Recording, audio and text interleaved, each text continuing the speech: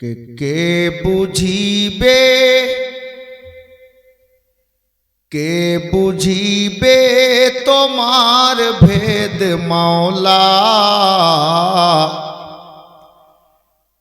কেউ গরিব কেউ আবার পয়সাওয়ালা। আল্লাহই বানিয়েছেন, কেউ পয়সাওয়ালা কেউ গরিব।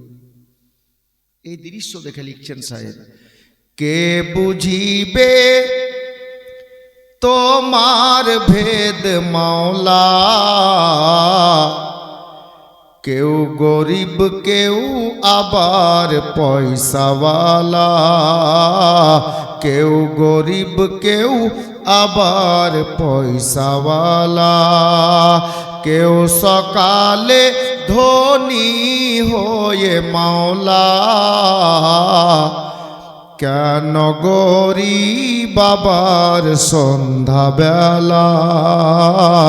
কেন গরিব আবার সন্ধ্যাবেলা। আল্লাহ কত দয়ালু এটা বুঝাচ্ছেন শায়ের, কে যে তোমারে করিছে অমান্য, তুমি আহার যোগাও তার জন্য। আল্লাহকে এক আল্লাহ বলে যারা মানে না, আল্লাহ তাদেরকেও খাবার দিচ্ছেন। কত দয়ালু আমার আল্লাহ। শায়ের বলছেন, যে তোমারে করিছে অমান্য, তুমি আহার যোগাও তার জন্য। তুমি সবার মুখে দাও অন্ন। কাফের কি তোমার মাননেওয়ালা, কি কাফের কি তোমার মাননেওয়ালা। কে বুঝিবে তোমার ভেদ মাওলা। কেউ গরিব কেউ আবার পয়সাওয়ালা। আমাদের মধ্যে যারা অহংকার দেখায়, আমি অনেক বড় পয়সাওয়ালা, আমার 7টা ছেলে আছে, আমরা 9টা ভাই আছি, খবরদার না ভাই, গরম দেখায় না। কারণ খালি চোখটা বন্ধ করে দেখেন, সব ঠান্ডা হয়ে যাবে। শায়ের বলছেন, হে মাওলা, তুমি মানবকে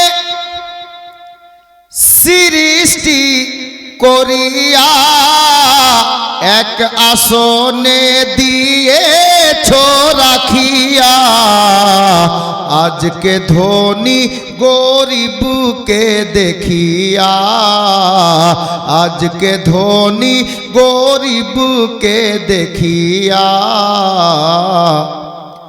কেন করে আবার এত হেলা। কেন করে আবার এত হেলা। কে বুঝিবে তোমার ভেদ মাওলা। কেউ গরিব কেউ আবার পয়সাওয়ালা। কিছু থাকবে না, একদিন সব ফানা হয়ে যাবে, পানি পানি হয়ে যাবে। শায়ের শেষ ছন্দে লিখছেন, আল্লাহ এই জগৎকে আজব তুমি ঢঙ্গে সৃষ্টি করো নানা রূপ রঙ্গে। সৃষ্টি করে আবার একই সঙ্গে ভাঙবে তুমি সোনার ভব মেলা। ভাঙবে তুমি সোনার ভব মেলা। কে বুঝিবে তোমার ভেদ মাওলা। কেউ গরিব কেউ আবার পয়সাওয়ালা। কেউ সকালে ধনী হয়ে মাওলা। কেন গরিব আবার সন্ধ্যাবেলা।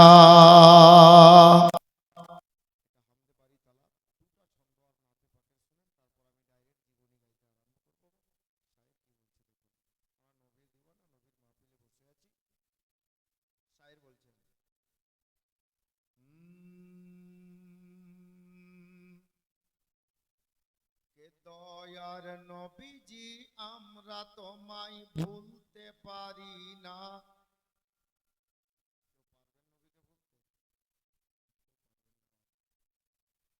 দয়ার নবীজি আমরা তোমায় ভুলতে পারি না। তোমার আম্মা আমেনা গো তোমার দুধ মা হালিমা, তোমার আম্মা আমেনা গো তোমার দুধ মা হালিমা, তোমার আম্মা আমেনা গো তোমার দুধ মা হালিমা, তোমার আম্মা আমেনা গো তোমার দুধ মা হালিমা, তোমার আম্মা আমেনা গো তোমার দুধ মা হালিমা। अब शायर বলছেন দেখুন, তুমি এলে মা আমেনার ঘরে ইয়া রাসূলুল্লাহ,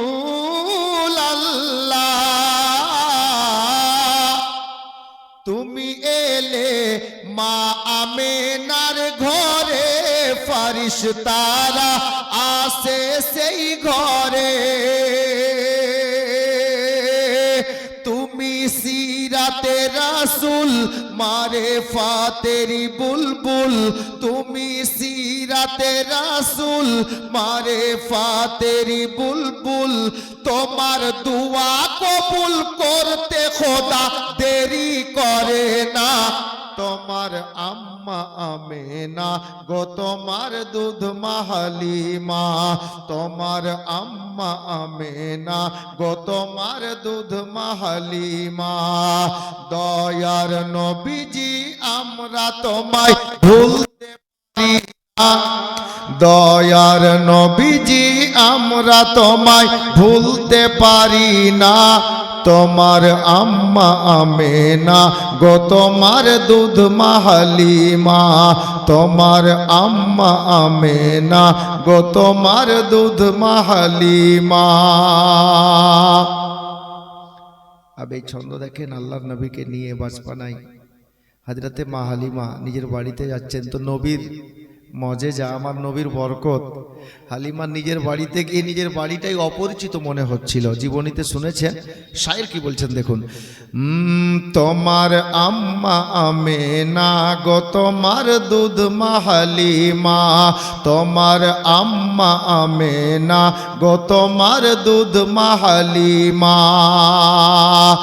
তুমি এলে মা হালিমার ঘরে ইয়া রাসূলুল্লাহ, তুমি এলে মা হালিমার ঘরে, খোদার করুণা ঝরে যে পড়ে, মা হালিমা বলে খোদার রহমত ঝরে, মা হালিমা বলে খোদার রহমত ঝরে, আমার ঘরে এলো বুঝি খোদার করুণা। তোমার আম্মা আমেনা গো তোমার দুধ মা হালিমা, তোমার আম্মা আমেনা গো তোমার দুধ মা হালিমা। দয়ার নবীজি আমরা তোমায় ভুলতে পারি না, তোমার আম্মা আমেনা গো তোমার দুধ মা হালিমা, তোমার আম্মা আমেনা গো তোমার দুধ মা হালিমা। শেষ ছন্দ আমার নবীর মজেজা দেখেন, শায়ের বলছেন কি, তুমি এলে মেষ চরণে মা হালিমার ঘরে ইয়া হাবিবাল্লাহ,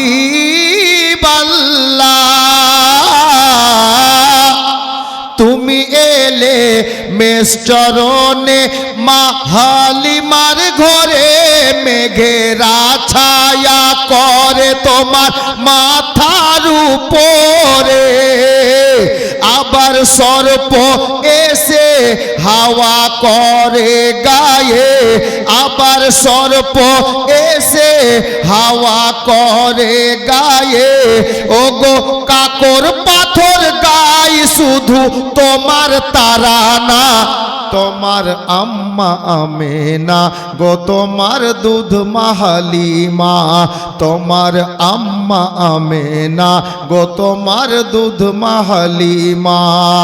দয়ার নবীজি আমরা তোমায় ভুলতে পারি না, তোমার আম্মা আমেনা গো, তোমার দুধ মাহালিমা, তোমার আম্মা আমেনা গো, তোমার দুধ মাহালিমা। সাল্লাল্লাহু তাআলা আলাইহি ওয়াসাল্লাম। বাবা ও ভাইরা, মা ও বোনেরা, গতকালকে জীবনী গাইতে গাইতে যেখানে সমাপ্ত করেছিলাম, ইনশাআল্লাহ তাআলা ওখান থেকে আমি আরম্ভ করব। আজকে আল্লাহর কোরআন আমি তেলাওয়াত করেছি। আল্লাহ পাক কোরআন পাকের মধ্যে বলছেন কুল্লু নাফসিন যায়কাতুল মাউত। বাংলাতে এর মানে বা অর্থ